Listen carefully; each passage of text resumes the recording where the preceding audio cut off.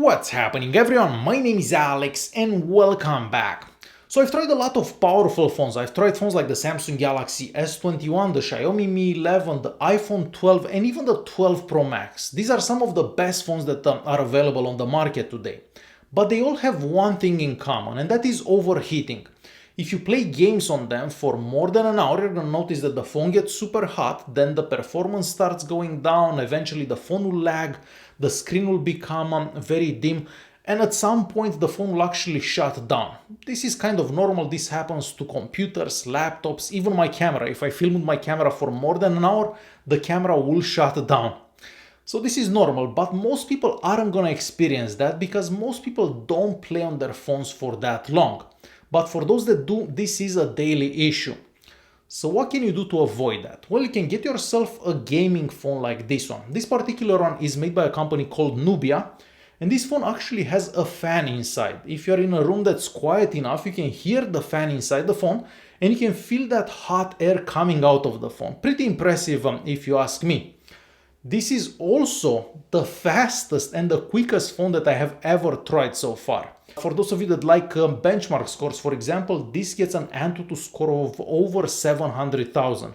That's about 100,000 higher than the Samsung Galaxy S21, just to give you an example. This phone is powered by the Snapdragon 888 that's paired with 12 gigs of RAM.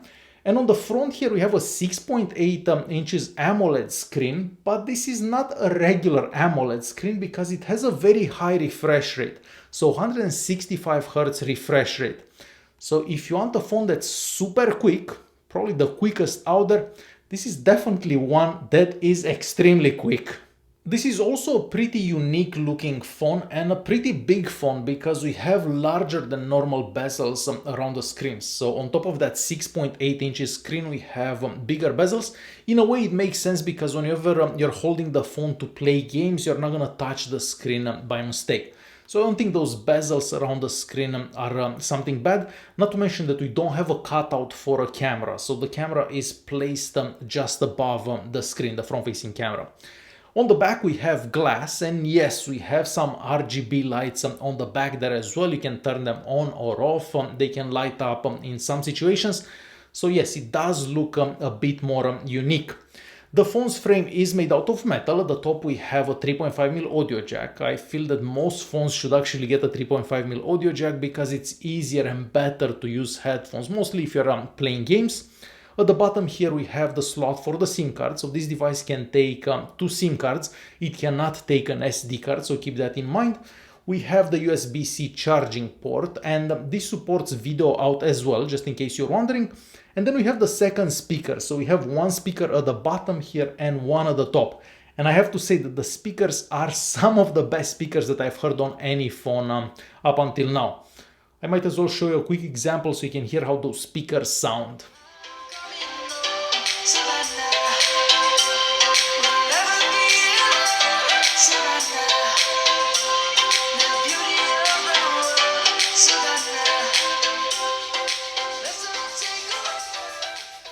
And as you've heard, those speakers are indeed pretty loud. Alright, going back to our phone, on the left hand side here we have a dedicated gaming button.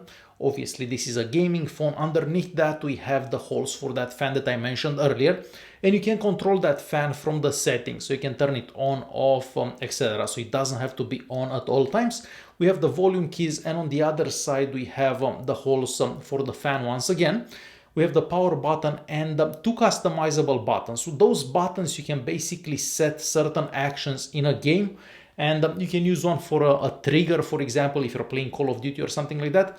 Personally, I don't find them that useful, but there could be some people that could find them very useful for certain games. Alright, so inside this phone we have a 5050 mAh battery, and if you use the charger that comes in the box, you can charge the phone from 0 to 100 in about an hour and 25 minutes. Now, the phone supports 65 watt fast charging, so if you have one of those chargers, you could potentially charge the phone from 0 to 100 in about 45 minutes. Personally, I don't have one of those chargers, so I didn't actually try.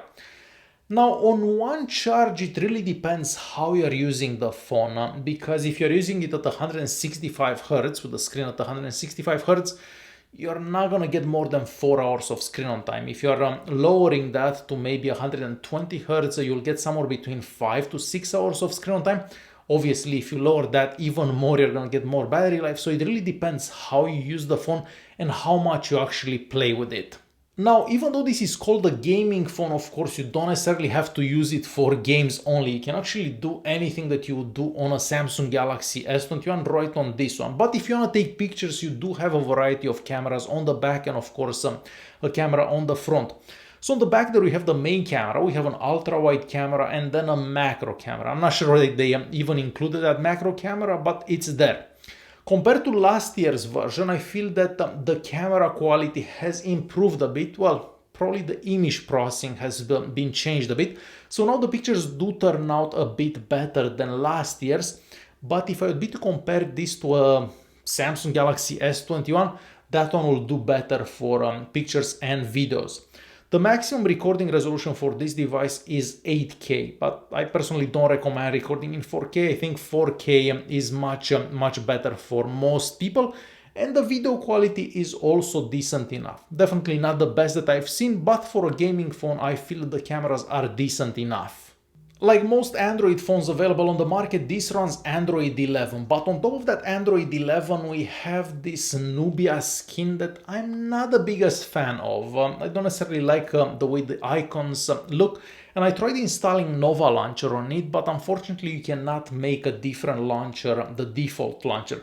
So you're always gonna have to use this launcher that comes on the phone. There are also some bugs. Of course, this phone hasn't actually launched quite yet, so hopefully it can get some more software updates. It already got 2 software updates for the past 4 days that I've had the phone, so hopefully it will get more updates and some of those bugs will disappear. There was a bug where it would make the launcher black, so you couldn't actually have any apps on the screen and so on. So there is definitely room for improvement. That gaming space is obviously the most important thing about this phone, since this is a gaming phone. You can customize that in any way you want. You can add games there, etc. And you can also record the screen. So if you want to share your gameplay on YouTube afterwards or on Twitter or whatever, you can definitely do that from this. So yes, it is running Android 11, but it could have been better. Other than that, everything works pretty good. For example, the GPS unit inside it takes about 3 to 5 seconds to find your location. We have a variety of sensors. And from what I understood, the global version of this device, this is not the global version, will also have NFC. So you can make payments with that one. I cannot make payments with this one, but for the global version, that should be available. So if you don't want to have a phone that overheats after, I don't know, 45 minutes to an hour, this is something that you should consider. I mean, if you play a lot of games, if you're constantly on your phone, something like this will feel better for that purpose. Alright guys, hopefully you enjoyed this video. If you did like it, don't forget to press that like button. Don't forget to subscribe, and I'll see you guys in the next one. Thanks for watching.